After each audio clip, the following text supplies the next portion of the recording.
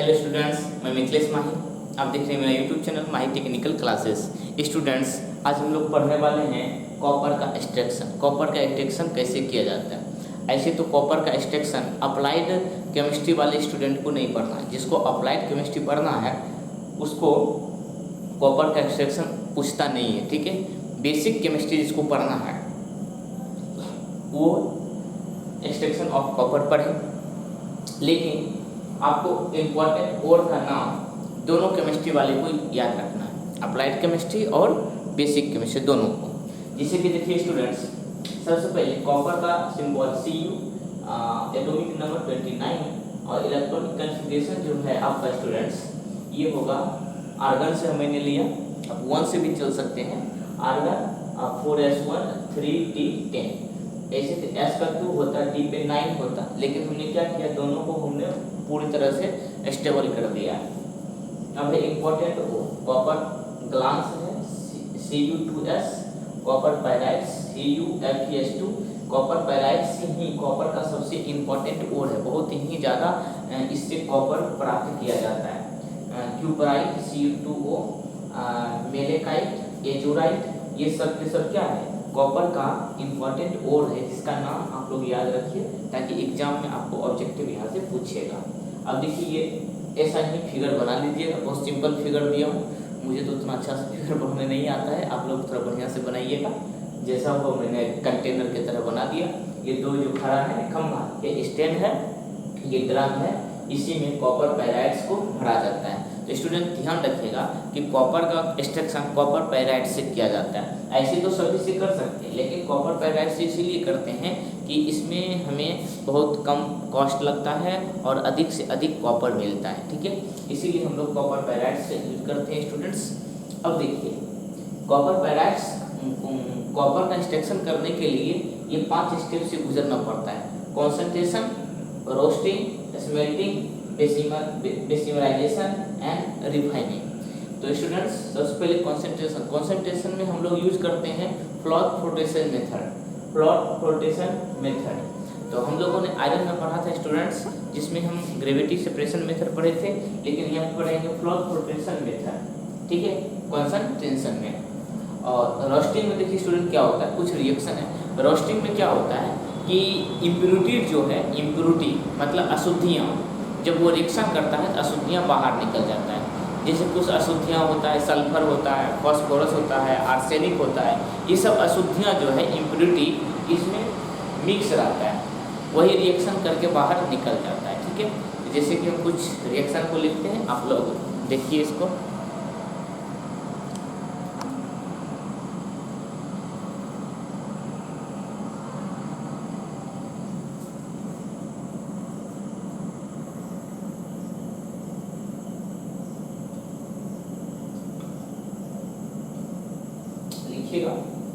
Student second number में first number मतलब क्या है, फर्स्ट का कॉन्सेंट्रेशन मतलब फ्लोट फ्लोटेशन मेथड हम लोग यूज करते हैं। और सेकंड नंबर मींस रोस्टिंग में देखिए स्टूडेंट्स सम इम्प्यूरिटी मतलब नॉन मेटल होगा,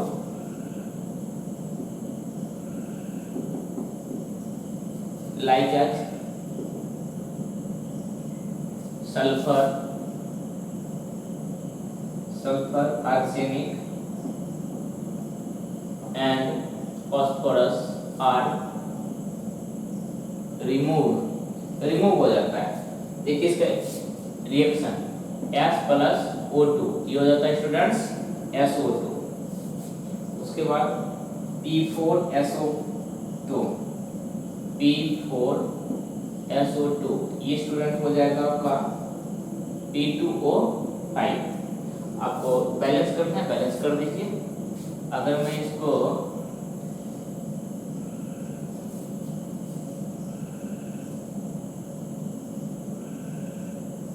टू से मल्टीप्लाई कर दीजिए, 4 हो जाएगा, O5 ना, सल्फर अलग हो जाएगा। अब है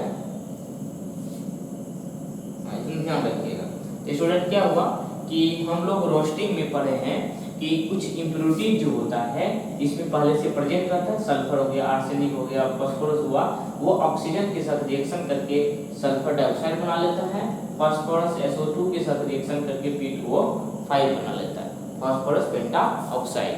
अब देखिए स्टूडेंट कुछ और रिएक्शन है जिसे आप लोग लिखिएगा। कहता है कॉपर पायराइड्स Cu, कॉपर पायराइड्स ये CuFeS2 dissolve into individual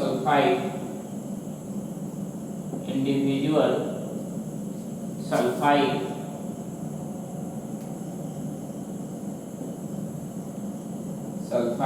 जैसे कि 2CuFeS2 प्लस O2 ये बना लेगा students Cu2S plus FeS plus SO2। तो स्टूडेंट्स यहाँ जो 2 से मल्टीप्लाई किए हैं ये रिएक्शन याद रखिएगा, ठीक है। तो हम लोग लिख लेते हैं ताकि गलती ना हो, अच्छा से नोट बना लेते हैं आप लोगों के लिए कि आप लोग सही से एग्जाम में लिखो। तो कॉपर पायराइड्स है, इसको 2 से मल्टीप्लाई किए, इसको मतलब क्या कहते हैं बैलेंस करने के लिए। तो 2CuFeS2 प्लस O2 ये बना लेता है Cu2S प्लस FeS। तो 2 यहाँ पे आयरन है जिसको 2 से मल्टीप्लाई कर लेते हैं। तो स्टूडेंट्स कहता है कि copper pyrites dissolve into individual sulphide, जब ये रिएक्शन करता है ऑक्सीजन के साथ तो स्टूडेंट्स Cu2S और FeS सब अलग हो जाते हैं, सब के सभी से अलग हो जाते हैं। वही बात हमने वहाँ पे लिखा है स्टूडेंट्स। और कुछ बातें हैं जो मैं आपको लिखा दे रहा हूँ।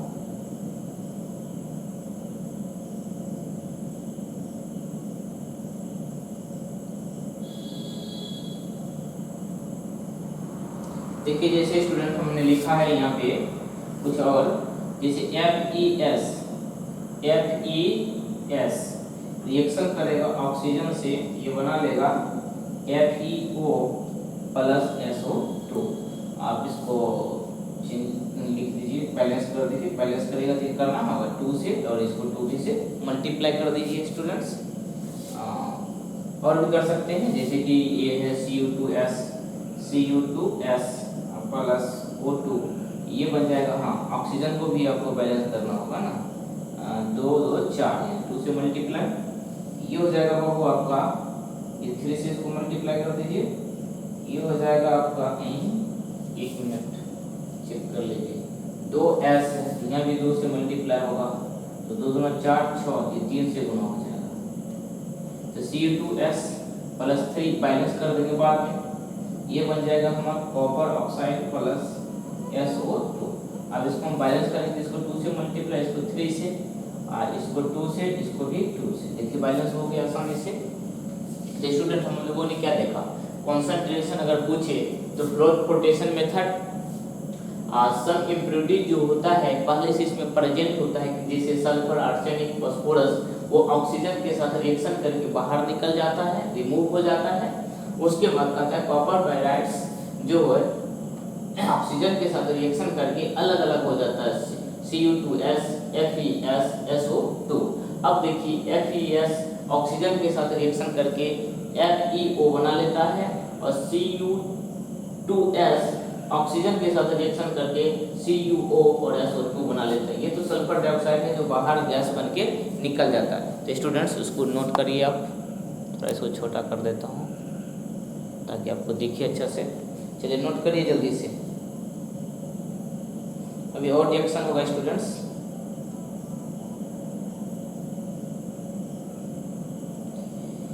ये चैप्टर है थोड़ा क्या कहा जाए याद करने वाला, याद रहता नहीं है, नोट कर लीजिए, मिटाऊंगा कहीं पे। स्मेल्टिंग लिखिए 3 नंबर में, स्मेल्टिंग 3rd नंबर। स्मेल्टिंग में होता है स्टूडेंट्स कि हमने लिखा है कि द रोस्टेड और कोक एंड सिलिका फ्लक्स जिसको कहते हैं, ये change a water jackets blast furnace when hot air is the pass into blast furnace FeS if present oxidized to FeO, which combined with SiO2 to form ferrous silicate H। देखिए कहता है students कि जो भी roasting हो गया, roasting ओर को flux के साथ रिएक्शन करवा के FeO बनाया जाता है, और जब FeO SiO2 के साथ रिएक्शन करता है तो फेरस सिलिकेट बनाता है। वही बात यहाँ पे लिखना है, लैंग्वेज कुछ लिखना नहीं है। हम लिख सकते हैं स्टूडेंट्स कि FeS प्लस O2 ये बन जाएगा आपका FeO प्लस SO2, अपना बैलेंस कर लीजिएगा। अब फिर स्टूडेंट्स FeO SiO2 के साथ रिएक्शन करेगा ना, तो ये बना लेगा आपका FeSiO3।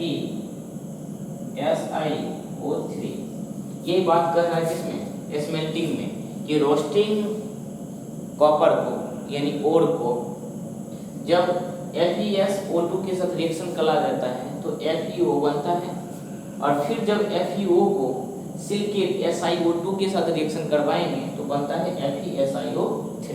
यही बात लिखना था आपको, लिख दीजिए। अब उसके बाद देखिए स्टूडेंट्स बेसिमराइजेशन, ये भी हो गया, ये भी हो गया, ये भी। अब है बेसिमराइजेशन।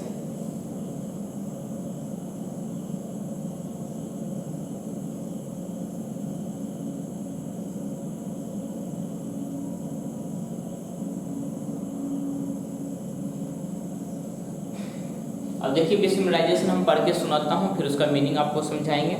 कहता है the molten mass is fixed, mixed with little silica and changed into the decimal converter lined internally by the basic lining CaO and MgO, मतलब calcium oxide and magnesium oxide. Hot air is blown into the mixture which convert remaining FeS to FeSiO2। तो student 4 number हम लोग लिखेंगे, कहीं मिटाते हैं।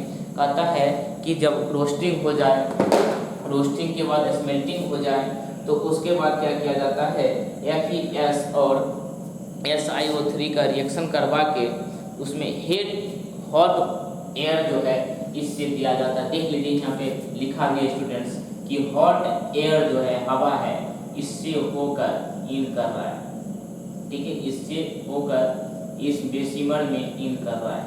और जब ये हॉट एयर इसमें इन करेगा ना, तो ये इसके साथ रिएक्शन करके ये मोल्टेन स्टेट में चेंज हो जाता है, मोल्टेन द्रवित अवस्था में। जिसको स्टूडेंट मिटा रहा हूँ ताकि आगे हम रिएक्शन लिखेंगे। इसके बाद हम लोग पढ़ेंगे स्टूडेंट प्लास्टिक का जो अगला यूनिट होगा आप लोगों के लिए।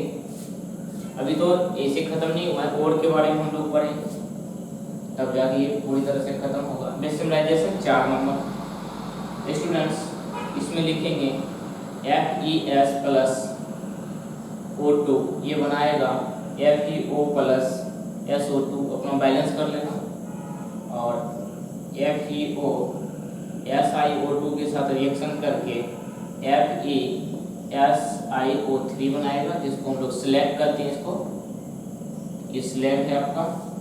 फिर कहता है कि Cu2S O2 के साथ रिएक्शन करके बना लेता है Cu2O प्लस SO2, और फिर स्टूडेंट्स Cu2O रिएक्शन करता है ऑक्सीजन से, ये बनाता है कॉपर प्लस SO2।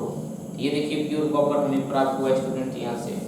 तो ये था बेसिमराइजेशन। बेसिमराइजेशन में जो रिएक्शन होता है कुछ इस प्रकार से 4 नंबर, और ये रिएक्शन करके ये सब बनाता है, और लास्ट में Cu2O ऑक्सीजन से रिएक्शन करता है तो SO का ही बनाएगा, O2 बनाएगा। इसको आप बैलेंस कर लीजिएगा, बैलेंस हो जाएगा, ठीक है, खुद से कर लीजिएगा, वो मैं नहीं कर सकता क्योंकि इतना तो याद नहीं रखता है ना, और बैलेंस भी करना आसानी है। हम क्या करेंगे, इसको 2 से मल्टीप्लाई कर दिए, 2 हो गया, और इसको अब कर दो, 2 3 है, हाँ ऐसा करो, इसको 2 से कर दो, और इसको 4 से कर दो मल्टीप्लाई, तो देखिए 2 और 2 4, यानी 2 से इसको बस बैलेंस हो गया। इसको आप बैलेंस करना चाहो तो ये भी हो जाएगा आसानी से, 2 3 नहीं, इसको 2 से कर दो और इसको 2 से कर दो, तो देखो 4 कॉपर 4 कॉपर 2, तो इसको इसको भी 2 से कर देंगे तो हो गया कितना 2 ही, लेकिन नहीं ये बैलेंस नहीं हुआ है, सॉरी बैलेंस हो जाएगा, आसानी से हो जाएगा। 2 दूना 4 2 6 यानी 3 से, तो बैलेंस करना आसान है। ठीक है, आप लोग अच्छे से बैलेंस कर सकते हो, आप लोग बहुत ही। अब रिफाइनिंग होगा लास्ट में, यानी कॉन्सेंट्रेशन, रोस्टिंग, स्मेल्टिंग, पेस्टराइजेशन के बाद जो हमारा कॉपर आएगा ना, इस कॉपर में कुछ अशुद्धियाँ होगा, इसीलिए इसका रिफाइनिंग किया जाता है, शुद्धिकरण करते हैं जिसको स्टूडेंट्स। तो मिटाऊंगा उधर, नोट कर लीजिए स्टूडेंट्स। लास्ट है आपका 5 नंबर रिफाइनिंग। क्या है रिफाइनिंग? 5 नंबर स्टूडेंट्स हमने इसमें लिखा है कि blaster copper consider of about 2% of impurity. इसमें हम लिख सकते हैं after Bessemerisation of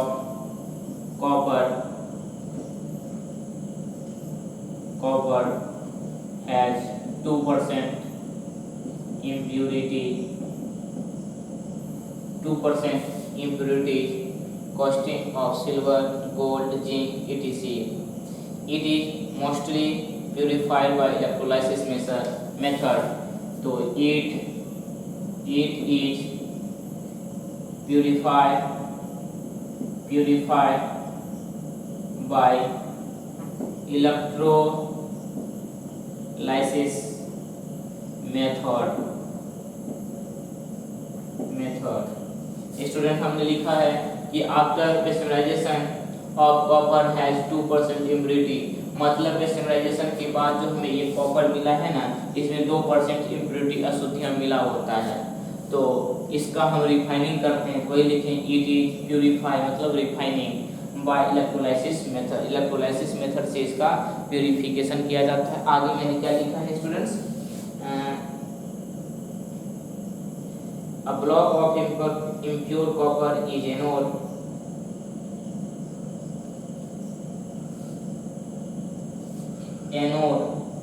and pure। हाँ, तो आफ्टर लिख सकते हैं students, after electrolysis of copper, then impure copper deposit at anode and pure copper deposited at cathode. मतलब इलेक्ट्रोलाइसिस के बाद स्टूडेंट क्या होगा कि इम्प्योर मेटल जो है, इम्प्योर कॉपर जो है वो एनोड पे डिपॉजिट होगा और प्योर मेटल जो है वो कैथोड पे डिपॉजिट होता है। तो स्टूडेंट्स उसके बाद हम लोग इसको रिफाइन करके बाहर निकाल लेते हैं। तो हम कह सकते हैं स्टूडेंट्स रिएक्शन जो होगा स्टूडेंट थोड़ा देख लीजिए किधर मिटाऊं, इलेक्ट्रोलाइसिस वाला तो थोड़ा बड़ा तो है, रिएक्शन के कारण कुछ रिएक्शन आप हटा सकते हो, लेकिन पूरा लिख दो तो अच्छा ही रहेगा।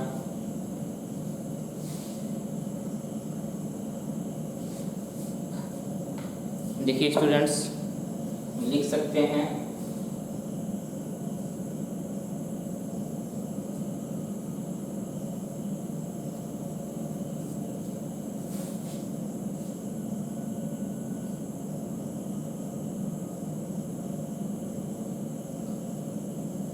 क्या लिखे थे, किधर गया पेज,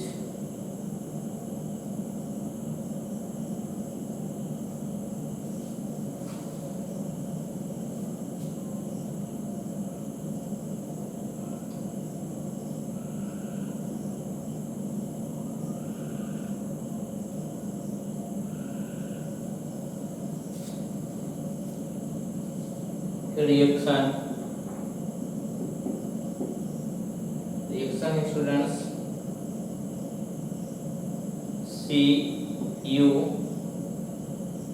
CuSO4 एक्वा सॉल्यूशन, ये बन जाता है copper plus SO4 minus at anode पे स्टूडेंट्स ऑक्सीडेशन होता है, इसको लिख सकते हैं, ऑक्सीडेशन होगा एनोड पर, Cu ये हो जाता है Cu प्लस प्लस 2 इलेक्ट्रॉन, और टेट कैथोड ये हो जाएगा Cu प्लस प्लस 2 इलेक्ट्रॉन लेगा, ये बना लेगा कॉपर प्योर कॉपर। ये कॉपर हमें प्राप्त करना था स्टूडेंट, लिख लीजिए, बहुत ही ज़्यादा इम्पोर्टेंट है स्टूडेंट्स, बहुत ही लैंग्वेज पेपर है स्टूडेंट्स।